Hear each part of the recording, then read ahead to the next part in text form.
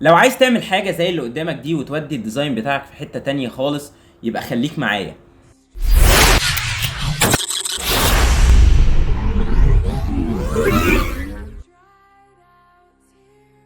اهلا بيكم في البرنامج اللي انا مش عارف اسمه لحد دلوقتي.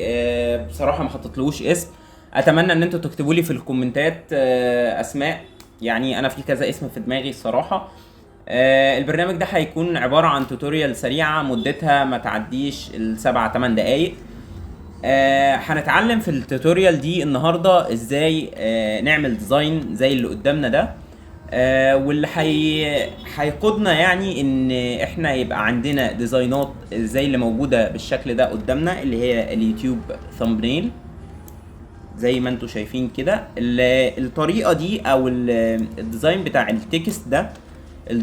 التكست ده، بيخلي على اليوتيوب الفيديو معاكي فايرال، لان الديزاين ده مش كله بيعمله وقليل جدا اللي يعرف يعمله. هو بسيط وسهل جدا وبيجنر فريندلي. يعني اول حاجه هنروح نفتح الصوره اللي هنشتغل عليها او الاوبجكت اللي هنشتغل عليه. بعد كده هنعمل دبل كليك للصوره. هندوس الت ونشد الصوره، هتعمل كوبي، لير كوبي يعني. هنخلي الباك جراوند الاساسيه تحت، وبعد كده مثلا هنروح نعمل سيلكت للاوبجكت في الكوبي لاير دي. هنعمل سيلكت للاوبجكت اللي عندنا اللي احنا هنشتغل عليه. عمل معانا سيلكت. السيلكت طبعا بنعمله من السيلكشن تول اللي هي الاختصار بتاعها الدبليو، اللي هي الاوبجكت سيلكشن تول. بعد كده هنقوم نازلين على هنعمل ماسك، اد لاير ماسك. كده عملنا ماسك للاوبجكت. هندوس على التكست ونبتدي نحط تكست، مثلا نكتب thinking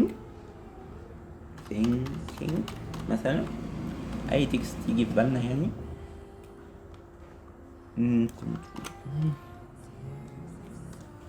عايزين نغيره الخط ده بس لحاجة احسن، ممكن نستخدم الخط ده. بعد كده هنعمل selection ونغير سايز، خليه كده مثلا كويس. هنحطه هنا.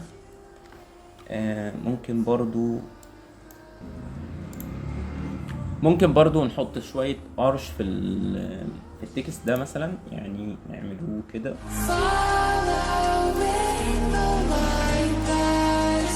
نخليه يعمل شوية ارش زي الديزاين اللي وريته لكم.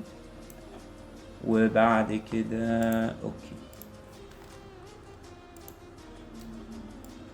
محتاج يصغر شوية. كنترول تي.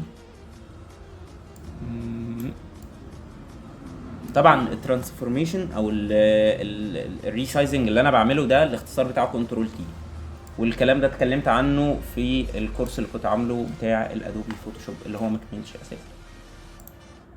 انت معطلني. فضل انا اللي معطلك؟ ما انت متعطل بالسنين، حد قال لك حاجه؟ هنعمل للتكست دبل كي. بعد كده نخليه فوق التكست هنا. هنحول التكست، كليك يمين على التكست. بعد كده نختار convert to shape. راحت فين؟ عوكل البرو عبد التواب الجن اتحفظ. اتفضل يا عم. الجن يابا خلص، انت بتحضرني. الجن يابا.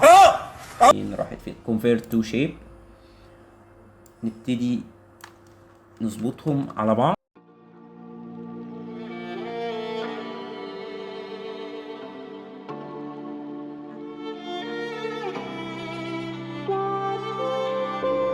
هيبتدي يعمل لنا باث او عباره عن حواف للتكست اللي احنا عملنا له كونفيرت لشيب، او عملنا له كونفيرت لشكل.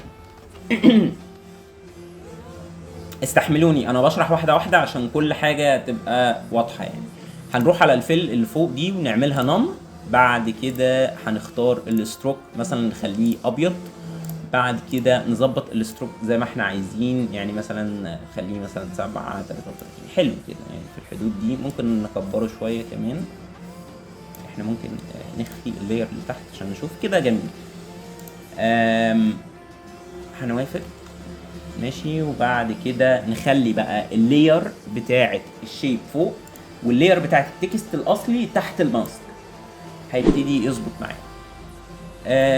التوتوريال يعني اتمنى ان هي تكون كانت بسيطه، واتمنى ان دي ما تكونش يعني هي دي اول توتوريال سريع اعملها، اتمنى ان هي ما تكونش اخر واحده، و هتقدر بقى تتعامل تحركه زي ما انت عايز، بحيث يوصلك زي ما قلنا انت ممكن تستخدمه في اليوتيوب ثامبنيل برضو. دي النقطه نسيت اقولها، دي حاجه اسمها ترانسبيرنت تكست افكت، دي تقدر تستخدمها في اليوتيوب ثامبنيل، او يعني دي الحاجات المميزه اللي تقدر تستخدمها فيها اليوتيوب ثامبنيل، وممكن برضو تستخدمها في البوسترز البانرز بتاعت الاعلانات، هتكون شكلها جذاب جدا. يعني انت بقى نقطه الابداع دي بتاعتك كديزاينر، يعني الابداع بيختلف من واحد للتاني والافكار كتيره لا حصر لها.